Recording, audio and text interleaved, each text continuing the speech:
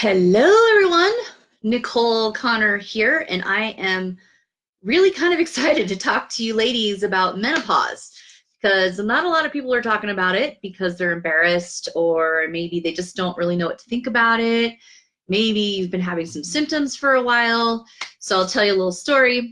I started perimenopause when I was about 35, and I thought I was losing my mind. Like my doctor said, what? There's no way you're having these symptoms. But I started to really have trouble with my menstrual cycle, and I started to be extremely like crazy, scary with my kids when they were little. They can surely attest to that. And I was under a lot of pressure and stress, but really it was about my body, and I just didn't feel like it was me. You know what I mean? So it can start as early as your 40s, but for me, it started really, really early. And I wound up having a complete hysterectomy and my ovaries out and all that jazz. So for those of you who still have all your girly parts and you're going through menopause, perimenopause, or even if you're postmenopause, this may interest you. So I wanted to talk to you a little bit about the endocannabinoid system, just a little bit more. I did a video the other day talking about what the system does and how awesome it is and how there's some great things we can do to help improve this system, as there turns out to be deficiency in this system called endocannabinoid deficiency syndrome. It's a real thing, and this could be impacting your reproductive health. So while it's a natural course of things for our body to begin to stop producing eggs to have babies, we can keep our reproductive system in a healthier state.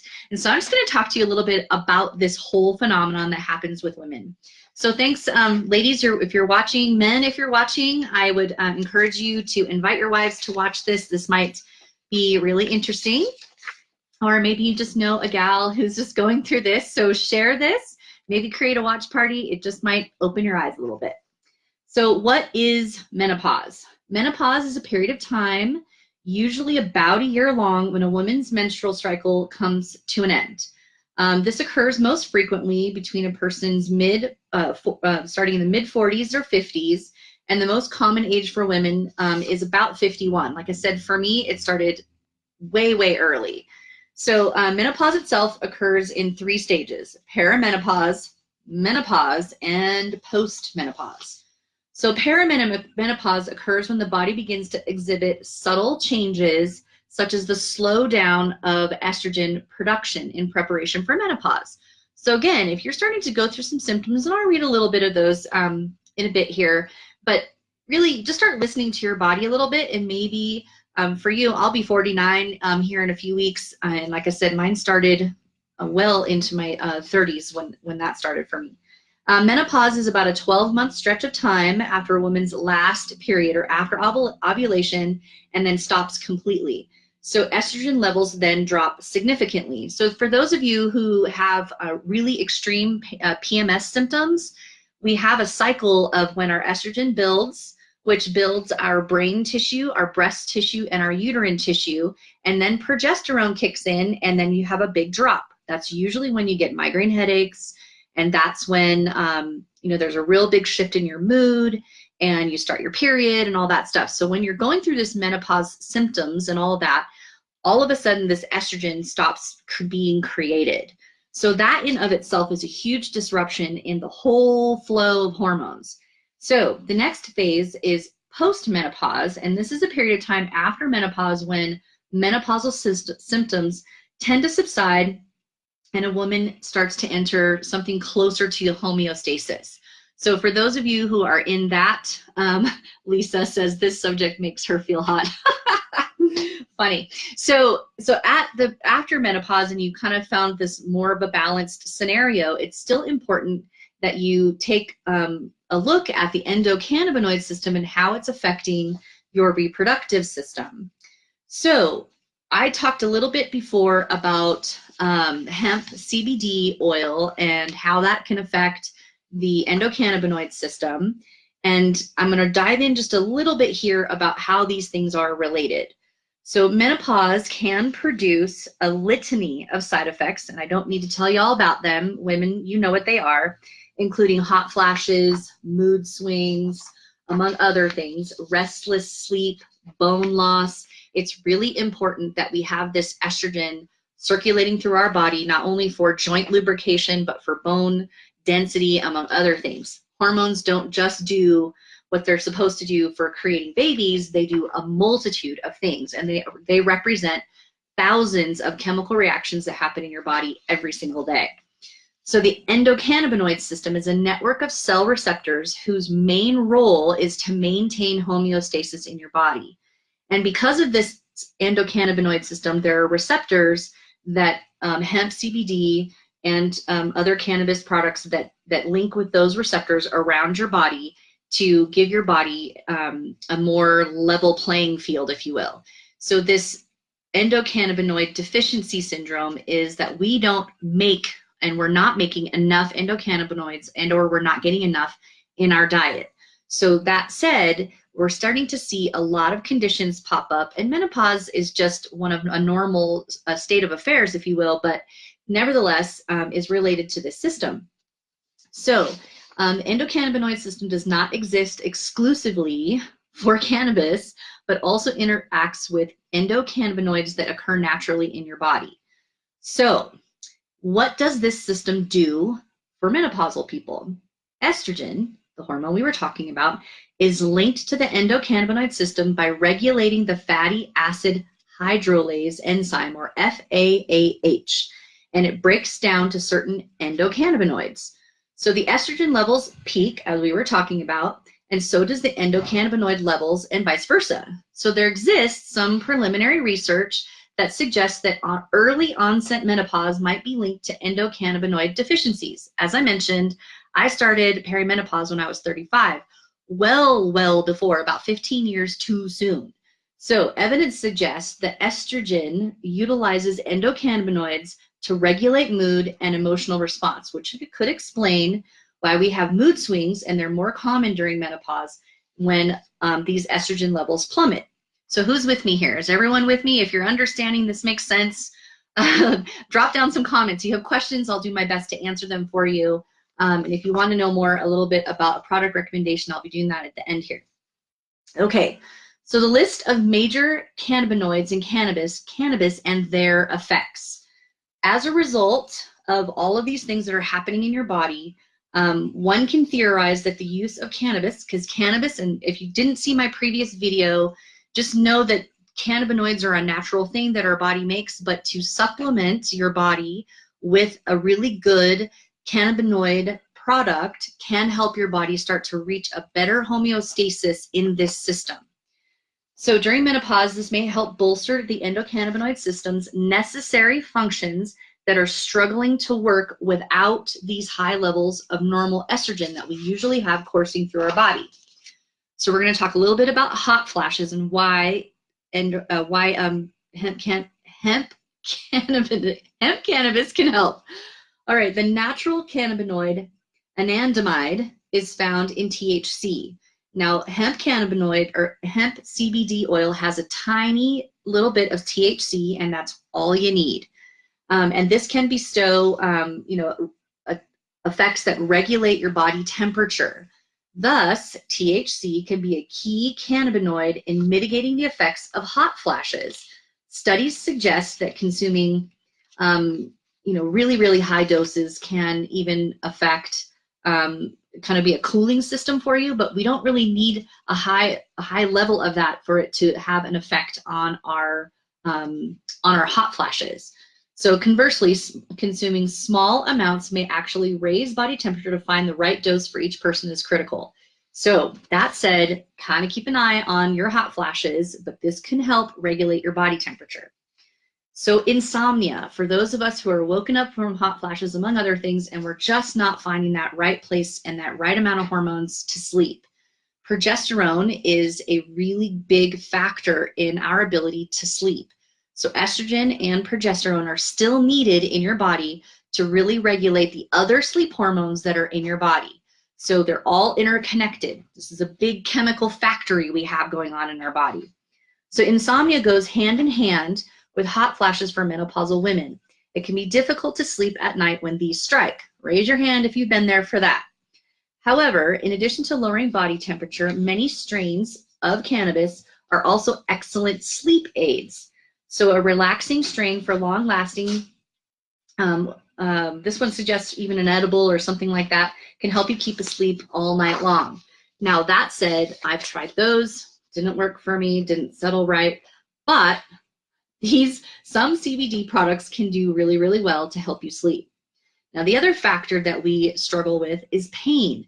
And some of you may not even be associating this lack of estrogen to your joints and some other areas of your body that cause pain. So during menopause, hormonal fluctuations can create a slew of painful side effects.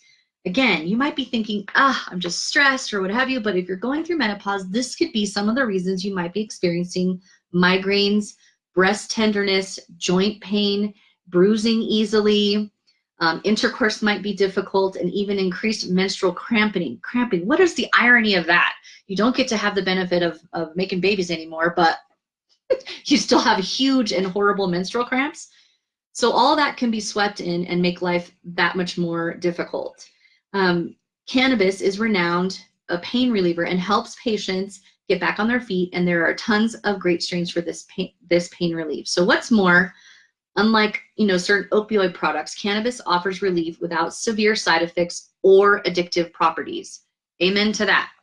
All right, we talk about mood swings. Now here's what I want to get serious about, ladies, is that some of you are using this menopause excuse to be just downright nasty to people and use that and just don't even bother to really try and get that under control. So I'm begging you, for the sake of all of your relationships with your friends, family, and your spouses, etc., to take a really close look at this.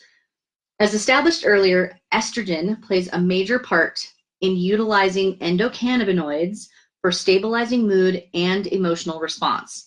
The same drop in endocannabinoid levels can contribute to anxiety and even depression. So those of you who are struggling during this time of your life with anxiety and depression and going through all these other symptoms, I highly recommend you take a look at a CBD product, which I'm going to talk about here in just a minute. All right, low libido. Let's talk about sex, shall we? One of the more frustrating side effects of menopause is that our libido drops, and some of us even get vaginal dryness, and that your body's already undergoing so many drastic changes that you feel personally and completely out of touch. So some women may be able to find relief using cannabis, as it turns out. So there's a lot of debate about this, but you might find that this is going to help with this because it works with your endocannabinoid system, which works with all of your hormones, testosterone, men. So it is actually in all of our gonads. This is for men and for women. So cannabis, if you're experiencing some issues as you are aging, you could be experiencing endocannabinoid deficiency. Let's talk about one more about going through menopause, and that is bone loss. So estrogen regulates the process of cell regeneration in the bones. It's also, so a dramatic drop in estrogen can sometimes lead to conditions such as osteoporosis. So it's very possible that this deficiency in your endocannabinoid system while you're going through menopause and have this drop in estrogen, there's a possible way to bring this back up and create a little bit more homeostasis in your body and help even prevent osteoporosis. Possibly. Now, that said, studies suggest that between the genes and the code cannabinoid receptors that postmenopausal osteoporosis, and for those that have received an ovarectomy, that would be me, there was also evidence of cannabinoid treatment reducing bone loss. Other studies report that cannabinoids, these are different acronyms for different types of cannabinoids found in hemp, CBD, CBG, CBD, CBC, and THCV, stimulate bone growth and may be able to prevent osteoporosis after menopause. Whew! So for me, this makes a huge difference because I've already gone through these surgeries, but I still have this endocannabinoid system, and there's still a whole bunch of hormones that have to be regulated throughout my body. Because I take a synthetic version of hormones because my body doesn't make them, but it's still really difficult to regulate if my endocannabinoid system isn't working properly. So Now we're going to talk about the big aha moment here, which is weight gain. As you can see, and those of you who've known me for a really long time, fluctuating in this area happens to all of us. So weight gain can be a really big component of going through menopause. So gaining weight during menopause is very common, and that could be due to lifestyle change and other things, but it can be as an instant to help maintain someone's weight. In fact, some studies have shown that cannabis consumers have lower BMIs than non-consumers. And while so opt in instead for high CBD strain, a variety of hemp CBD. So I will post this article that I was referencing here in the comments. And now I want to talk a little bit about a product that I highly recommend. It's called Entune, E-N-T-U-N-E. It's from Zija International, and it is a combination of essential oils as well as 2 different forms of CBD, hemp CBD oil. So I'm going to read a little bit about this, and if you want some more information, I encourage you to ask me some questions. I'd be happy to give you some information about this. But if you've been invited to see this from someone else, please get back with that person so they can send you the information about this product. So this full spectrum hemp-derived CBD oil squares, we're kind of an affectionate hashtag, wear the square. This includes white willow bark, which is kind of an aspirin. It breaks down to be more like an aspirin, cat's claw extract, hemp cannabis CBD, and it's a dried version as well as an oil version. So it's a 24-hour timed released product. In addition to that, there's CoQ10 and black pepper extract. So I'm just going to read one little paragraph and then I'll be done. The endocannabinoid system is a group of enzymes, receptors, and molecules that help regulate a myriad of physiological functions. It has been called the master regulator of the human body. Cannabidiol, or CBD, helps modulate receptors found throughout the body, including our reproductive organs, that are associated with multiple cellular and physiological responses to hormones, neurotransmitters, and environmental stimulants. So if you want more information about this transdermal patch, I would be happy to get that out to you. In the meantime, I hope this helps some of you understand menopause and how your endocannabinoid system are related. In the meantime, we'll talk to you all again very soon. Have a great night. Bye-bye.